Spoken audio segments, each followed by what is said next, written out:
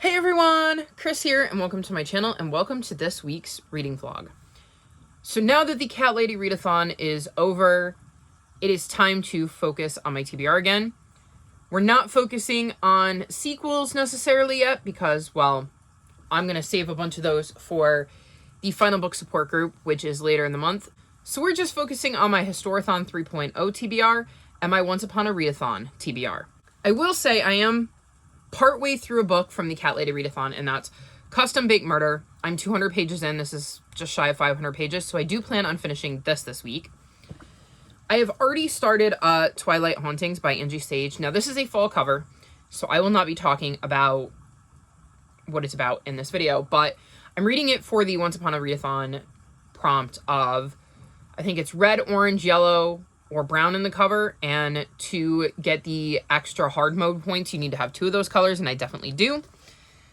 I finished the first part of that step in the Cat Lady Readathon by reading Leopard Star's Honor because I needed to read a book with a map, and every Warriors book has a map in it. Several of them, actually, because you get it from 2 different views. And then recently hauled, and that's one of my most recently hauled books. So this will help me finish the second part of my quest for the Once Upon a Readathon and get me some more points for my team. The other books I think I'm going to focus on are the ones I need to get where my 2 TBRs merge. So on my Once Upon a Readathon TBR and on my Historathon TBR is Lady Rights Are Wrong, which is the second book in the Manor Cat mystery series. So to get to that, I have to read all of the books on both of my TBRs that come before that. So I think that's going to be my goal this weekend. I'm looking at my TBR stack. I believe that would mean I need to read How High the Moon and Catching Falling Stars for my Historathon TBR. And then The Marriage Game and How to Succeed in Witchcraft for my Once Upon a Readathon TBR. The only thing I don't know off the top of my head is whether I need to read Stellar Loon first or not. Let's see. I got my computer here with an ambiance going to drown out background noise because my house is never, ever quiet. So if you ever hear an ambiance sound in the background, that's why. It is never quiet here, so I always have one going. Well, usually have one going. Let's check my Readathon TBR to figure out where Stellar Loon fits in.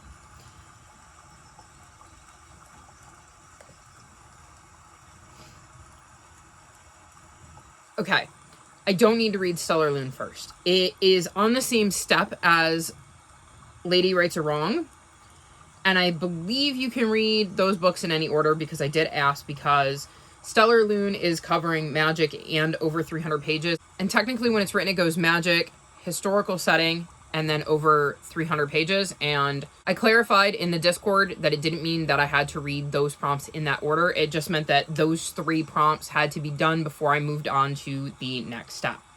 So if I can get through Twilight Hauntings, How High the Moon, Catching Falling Stars, The Marriage Game, and How to Succeed in Witchcraft, I can then read Lady Rights Are Wrong, which would be perfect because that would just leave me with Stellar Loon, Locklands, River of Lost Bears, and Tiger Claw's Fury for my Once Upon a Readathon TBR. And then I would have We Were Strangers Once, Fly Girl, Water for Elephants, Sold on a Monday, and Last Flight for my Historathon 3.0 TBR.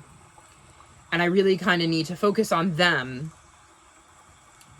because I believe, now don't hold me to this, but I think off the top of my head, the last meeting of the final book support group is the 21st through the 27th, like the last full week of the month. So, like, running Monday to Monday, which means I'm only going to read sequels that week. So I think the 14th through the 20th, I'm probably, like, that vlog is going to be trying to wrap up my Historathon TBR because Stellar Loon, and that's going to be so hard not to read. If I can get to that this week, that would be great. But it's going to depend on whether it gets here in time for me to realistically read it, because it's a chunker. We'll see. I don't know if I'll be able to hold off till the 21st, but if not, that'll be the only book I read. But if I can, Stellar Loon, Locklands, the River of Lost Bears, and Tiger Claw's Fury are technically all sequels. They're all parts of series, so they would all qualify for that. Though before I can read the River of Lost Bears, I need to get to these two, because they're the first 2 books in this arc of 6 for the Seeker series, and I haven't read them yet. I was supposed to read them last month and didn't, so we shall see what I can do. I've got a lot of reading plans, a lot of books that I want to get to, and yeah. I'm also catching up on editing. So I believe the Cat Lady Readathon is vlog 56, which means this vlog right here is 57. 51 is set to go out on my channel tomorrow. 55 is uploaded. I edited that one, so I just ended up watching it with my mom just to make sure it all made sense and that I didn't miss any cuts and didn't accidentally cut out something I shouldn't. I always watch it again with my mom. I tend to be listening, she is watching. So that one is edited and uploaded to my channel and ready to go. I just need to get 52, 53, and 54 out. And my plan, so what's today? So today is technically Monday. So 51 is going to go out on Monday. If I can swing it, 52 will go out on Tuesday. My unhaul is scheduled to go out on Wednesday because I finally got that edited and uploaded, and that was weird watching it with my background having the shelves because that's how long ago I filmed that. Thursday would be vlog 53. Then Friday, I'm hoping I'll do my top 5 books from October. I was going to do it for September and then I just didn't. So I'm going to make it a priority to actually film it and do it for this past month because I really do want to get into that again. And then Friday would be 54. No, Friday is, what am I talking about? Friday is my top 5. So Saturday would be 54. Sunday would be 55. Monday would be the Cat Lady Readathon vlog, which would be the 14th. Which means then I would be caught up because the only vlog I would have left is this one. So if I can manage that, that would be great. That's the other goal of this week. So we will see how I do. But yeah, I'm going to go read, see if I can get through both of these books tonight. It might be a little bit ambitious, but my sleep schedule is completely screwed up. And I've been sleeping till like 3 in the afternoon because I stay up till like 5, 6 o'clock in the morning. And I just cannot seem to get myself switched around. Even falling back and having an extra hour changed absolutely nothing. So I'm going to go read, and I will check back in with you all soon, hopefully with some books to tell you about.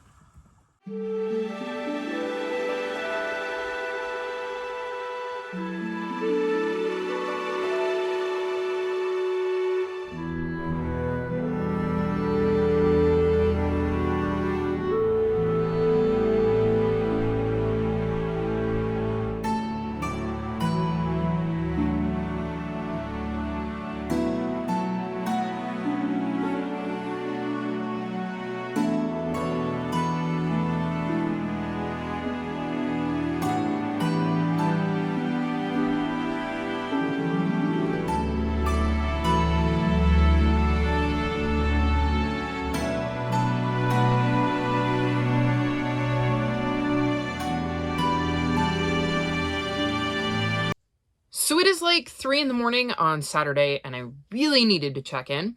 It has been quite the week.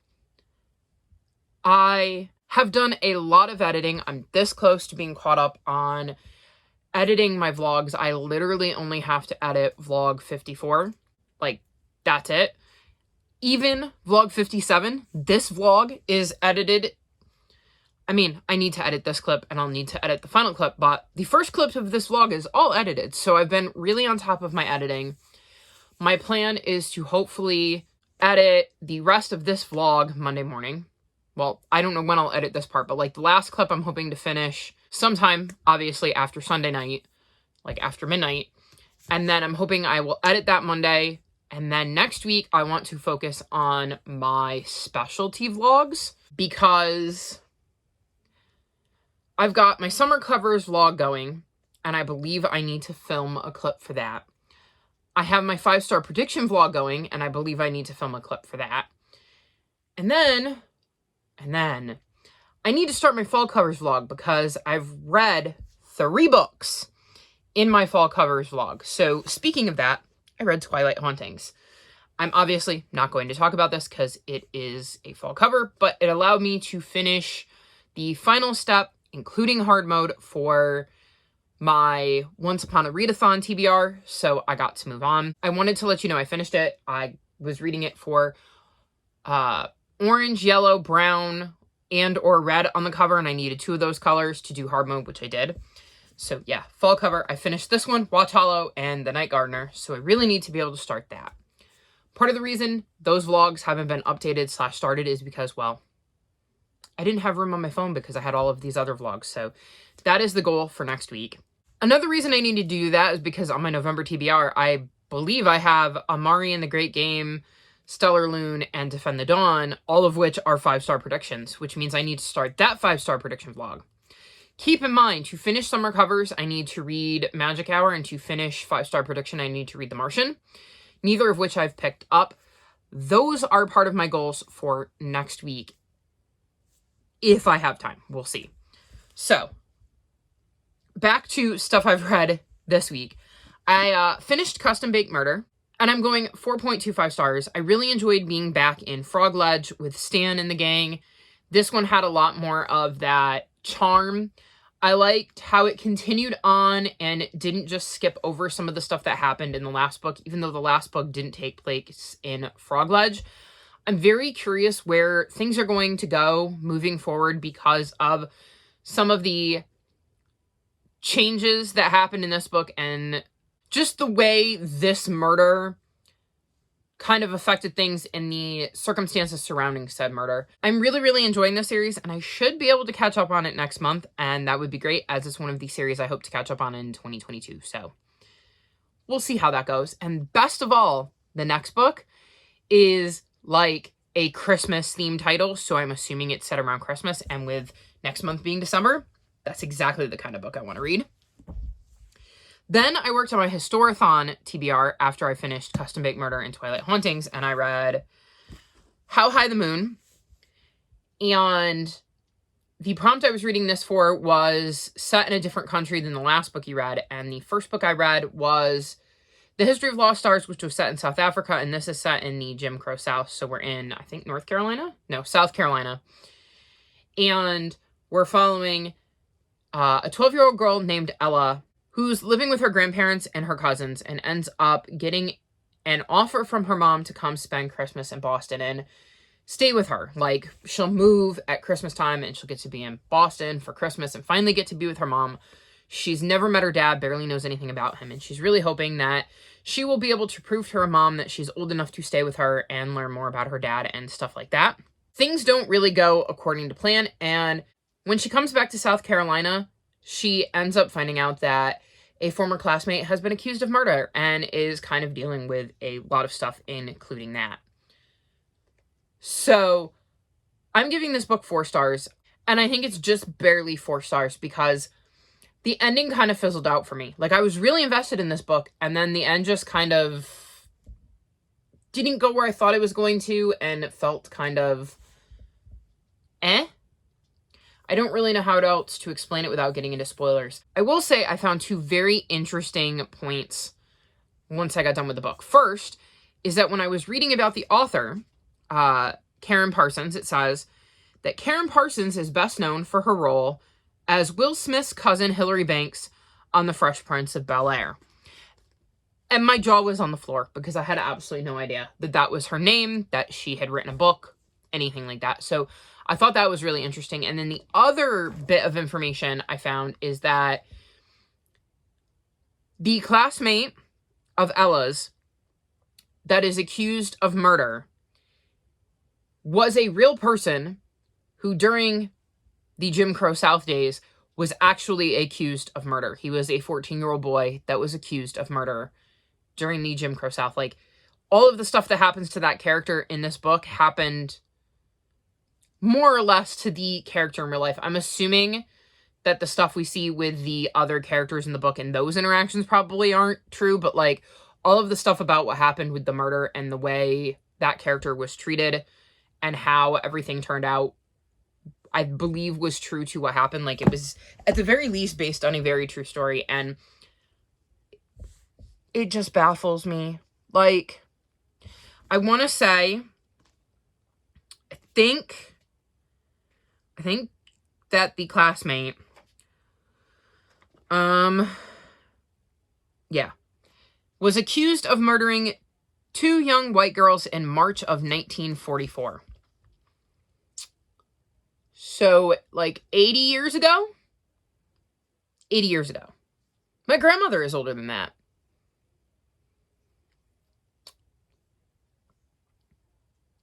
Sobering thought. I will never get over reading stuff like that and people trying to act like current day, everything's changed and there's no racism whatsoever in this country, and we don't have a problem with any of that, because I read things like this and go,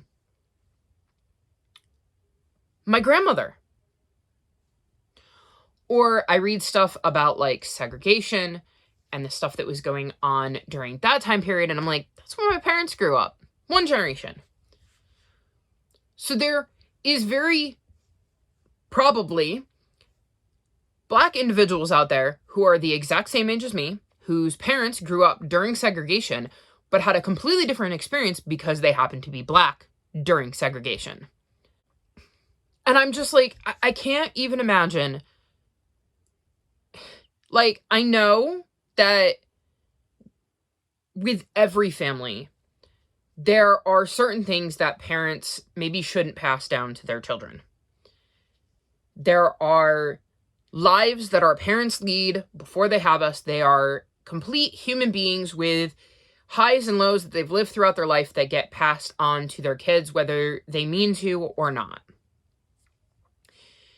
And I can't imagine what that must be like to be Black and have that, because my parents didn't grow up having to worry about using the wrong water fountain or using the wrong bathroom or sitting in the wrong section of the bus.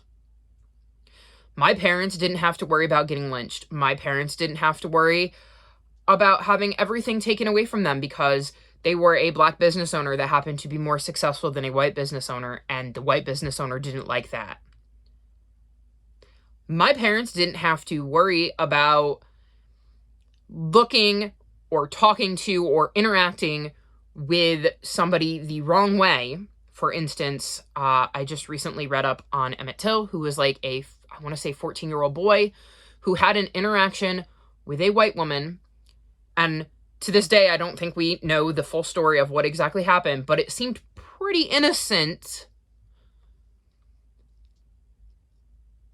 And the white woman's husband ended up murdering him. And didn't get charged for it. Like, got off scot-free. Because, at the very least, the jury, at least based on what I've read, decided that because the 3 choices they had were the death penalty, life in prison, or nothing, decided that there was no reason to send a white man to prison for life for murdering a Black person, a Black child. Because, it was just a Black child, no biggie. Like, I can't imagine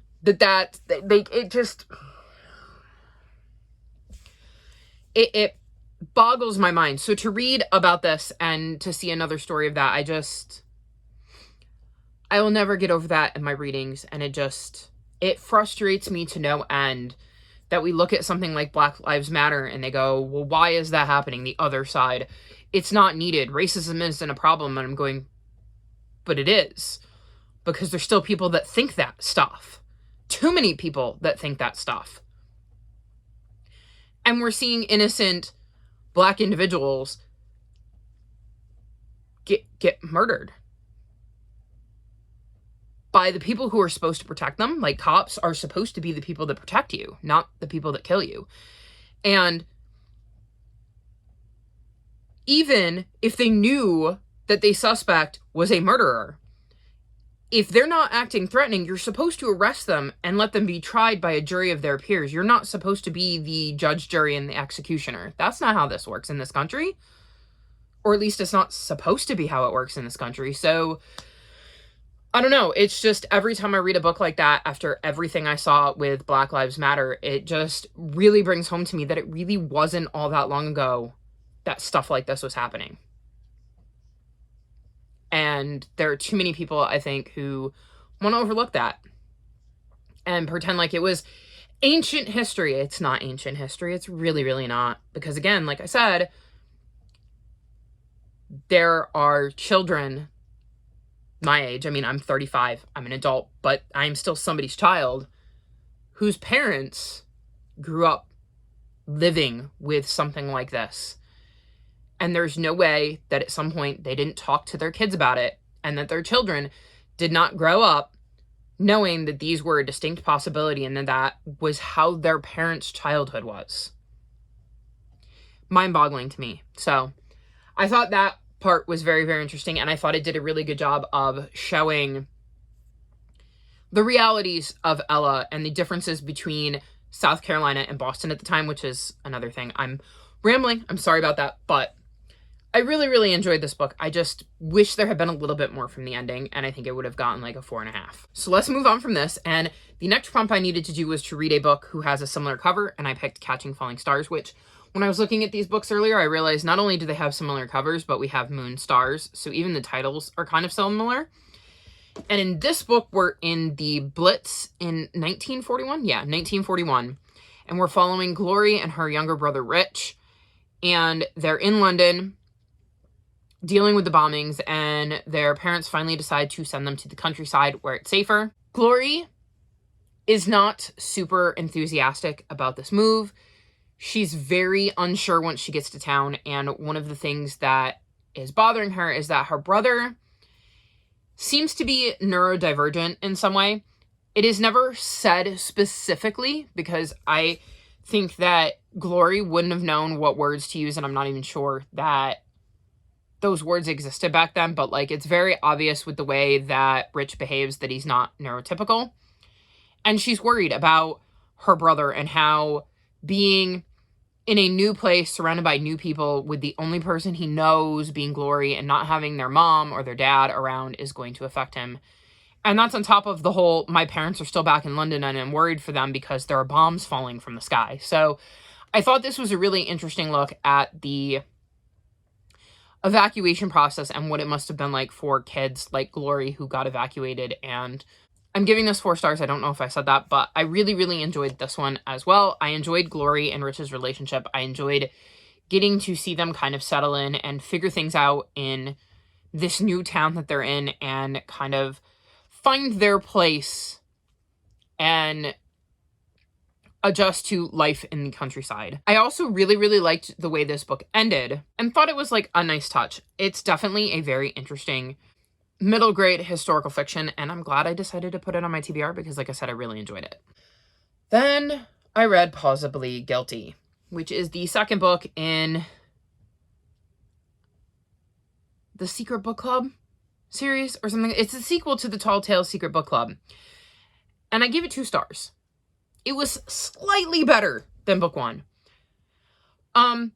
If you watched my vlog where I talk about finishing book 1, I say I gave book 1 1.5 stars because there was a cat in it. And the cat is the reason I finished this book. It goes missing partway through the book, and I wanted to know what happened to it, so I couldn't put the book down because I needed to find out where the cat went and why the cat had disappeared and what was going on with the cat. Because my favorite character in the whole entire series is the cat. I think I pinpointed one of my problems, and I'm not going back to the first book to find out how quickly it happened, but in this book, I believe the murder happens at the end of the first chapter to a person we've never even heard of before, who is not established on page, and whose murder has already happened, I believe, by the time we start the book.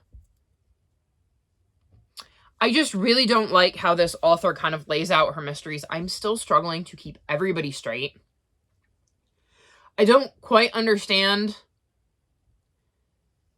the lady of the manor and the way that she acts and some of the eccentricities that she has and the way the other characters in the book interact with her because of this. Like, it's just not a series for me. I tried her again. It's definitely not an author for me. Definitely not a series for me. Do not expect me to be reading any more of the books in that series because they're just not good. Or at least not for me. I can't do it. But on the bright side, I read Whiskers and Lies, and I'm giving this one 4.5 stars. This is a very good cozy mystery. So this is the 14th book in the Magical Cats mystery series.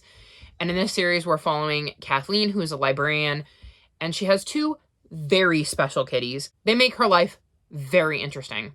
And in this book, one of her friends ends up being a suspect in her mother-in-law's murder. And one of those reasons is because she is a widow, and she's been estranged from her mother-in-law. So when her mother-in-law and her father-in-law show up, hoping to try to get back in their granddaughter's life, she takes it less than kindly. So that interaction is very public, where they have a disagreement about the granddaughter and all that, and it leads to, when she ends up being found dead, Kathleen's friend being the main suspect. So I really, really enjoyed the mystery of this book. I did not figure it out. I had zero clue what happened and who did it and how it kind of all came together. And I absolutely adored the end of this book. The way this book wrapped up was amazing and beautiful. And I mean, it could have worked as a series finale, in my opinion, like the last book in the series. I'm saying series finale like I'm watching a TV show. But yeah, it definitely felt like it could have left off. And I mean, you can absolutely pick the series back up. It's not like that. But like, it just felt like such a great place where you could potentially leave the series. I don't know if that's the case. I don't know if that's the plan. Usually with cozy mystery series, that's not the case. But I love this series. And it was absolutely the palate cleanser I needed. And I love that I got to listen to the audiobook. I never even picked up the physical book because I didn't need to. Like, I legitimately did not need to pick up the physical book because it's a world I know so well. And I've been struggling with audiobooks when I don't have a physical book because, well,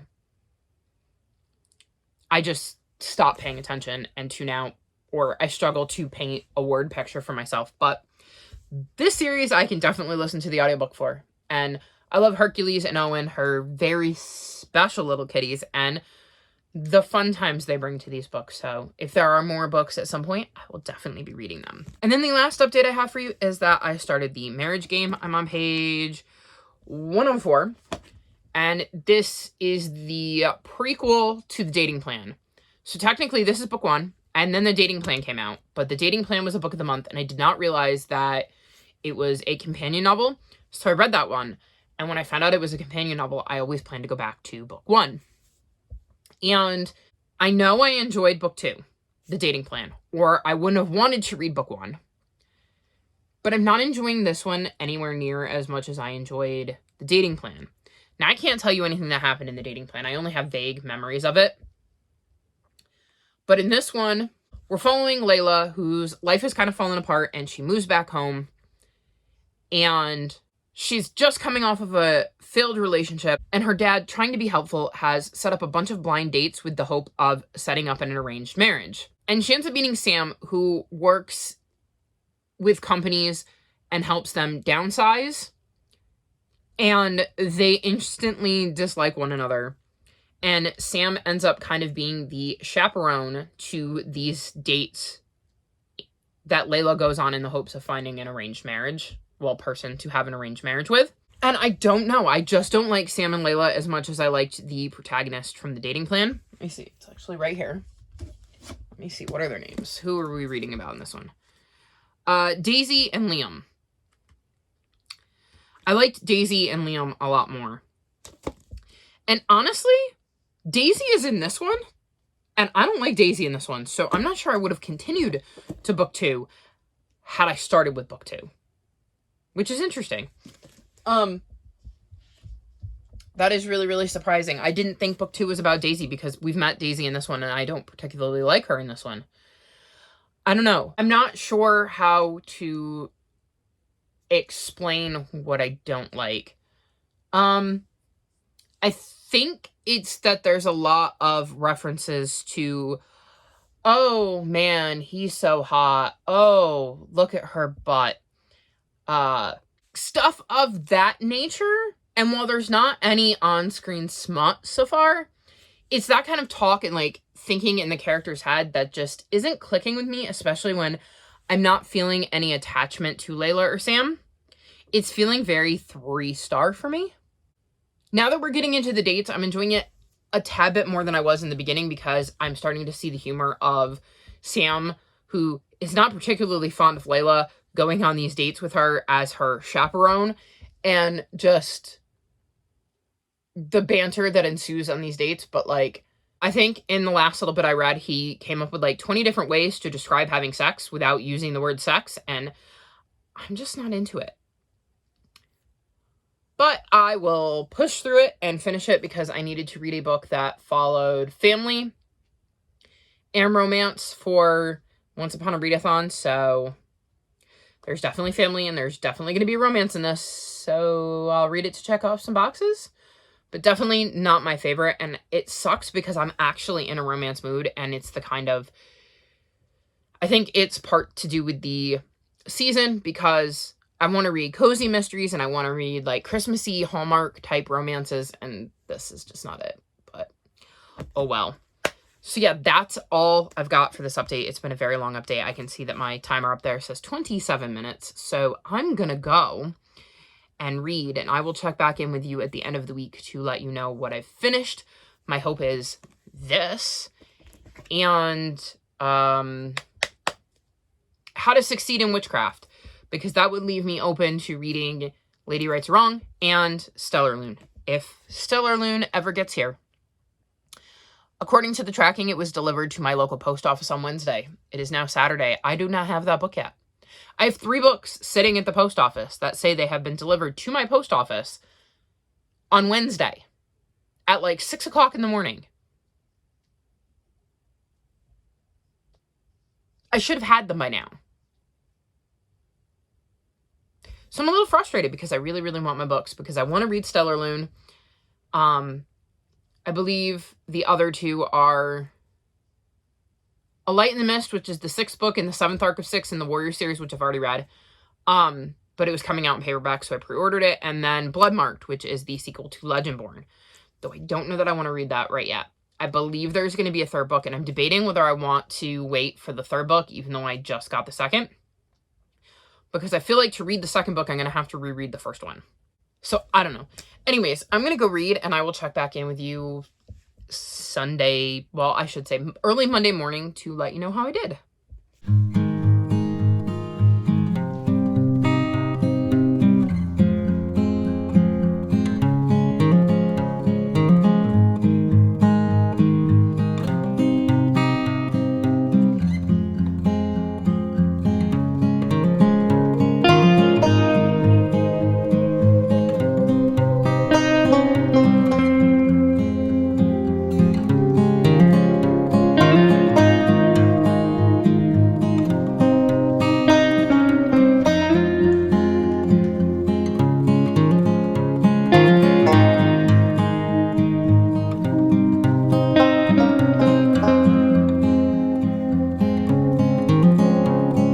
Now Monday, and it's time to wrap this vlog up. I finished The Marriage Game. I'm actually going to go 3.75 stars. I ended up enjoying this by the end more than I thought I would. It still had a little bit too much spice for me. That definitely brought the rating down, and I definitely didn't care about Layla and Sam as much as I would need to get invested in a romance novel, especially if it was going to have that kind of spice level. But there were some things that made me chuckle out loud, and like I said, by the end, I was a bit more invested, so I think 3.75 stars is fair. But it also made me slightly slumpy, which is not helping because the only other update I have is that I started How to Succeed in Witchcraft. I'm on page 92. And in this, we're following Shay, and she is a witch, and she's going to this, like, magic academy with the hopes to get into like a magical licensing program, and I believe she's in like the equivalent of high school, and she needs to get a scholarship to afford it. And I think it's Mr. B is one of the people in charge of handing out the scholarships, and he suggests to her that she try out for the school musical. And so she has, which wasn't something she was really into, but she will do whatever she has to kind of get this scholarship. And of course, her rival, Anna, is also participating in this play, and she feels like her main real competition for the scholarship is Anna. So I think some drama is going to ensue from that. And based on the description, Mr.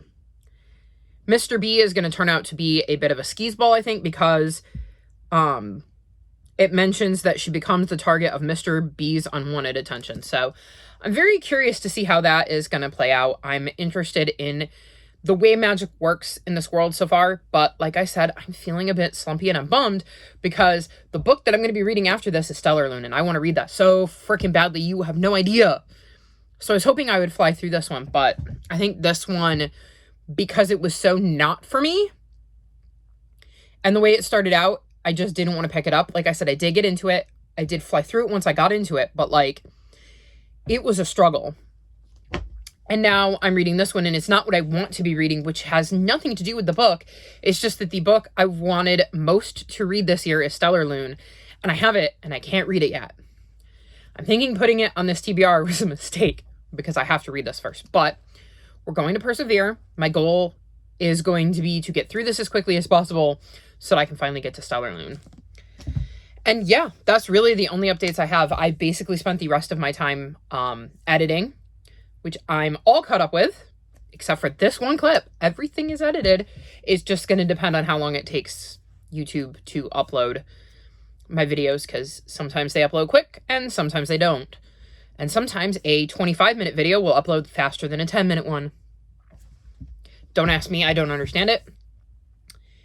And then the other thing I've been doing is planning my December TBRs, because I feel like December is going to be another all of the readathon months. I can think of 4 off the top of my head that I'm looking at. No, 5. 2 of which I'm definitely doing because, like I said, I'm already planning my TBR. 2 of which I'm waiting for the announcement videos for so I can make a determination on whether the prompts work for me. And 1 which I'm tossing back and forth and may or may not do. So we'll see, but I'm definitely doing at least 2, and man, do they have some tricky prompts. So the one I'm struggling with is the reindeer readathon. And I'm like looking at my books going, does this count as cursive, flowy, elegant writing or not? Or I ended up getting the number 6, and I can tell you right now that every single book of the like 20 books I already have on my TBR for December, not a single one of them has a page number that ends in 6, which is frustrating. I think I have to read a book that contains my favorite trope or contains a trope I really like, and it's like, does animal main character count as a trope? Because if so, that would be very, very helpful. Because I love me warriors, and I would totally stick a warriors book on my TBR if it meant I could read animal main character as a trope. Or if I was really desperate, I'm planning on finishing Survivors. I have some Survivors novellas. I could read a Survivor novella. Because animal main character, but it's tricky. And then like they have bonus prompts. So there's 3 bonus prompts. 1 is over 500 pages. 1 is ebook and 1 is audiobook. And you can't double up on your prompts except for these 3, and they have to be doubled up. So the only way to complete those prompts is to read a book that's already on your TBR for one of the prompts that you can also read as an audiobook, as an ebook, and as over 500 pages. So it's like trying to find a prompt that works for me where I can read a book that's over 500 pages and while also trying to make it work with the books I already needed to get to, and make it work with the books I want to do for Merry Bookmas, which is one of the other readathons I'm definitely taking part in, while also hoping that it might fit the other 3 readathons I'm thinking about doing, while also hoping it fits whatever the heck comes out of that. Like, my God. So yeah, I'm already loading myself up for December and going, I'm going to do all of the readathons after saying I wasn't going to do that. So that'll be fun. Wish me luck, guys. I'm going to need it. But yeah, I think I'm going to wrap this vlog up here because I have no more reading to talk about. I've already informed you. So that's the end of this week's vlog. All of my social media is linked in the description below if you'd like to come chat with me. If you've made it this far in the video, leave me lucky emojis because I'm going to need all the luck I can get. Like this video and subscribe to my channel, and I'll talk to you next time. Bye!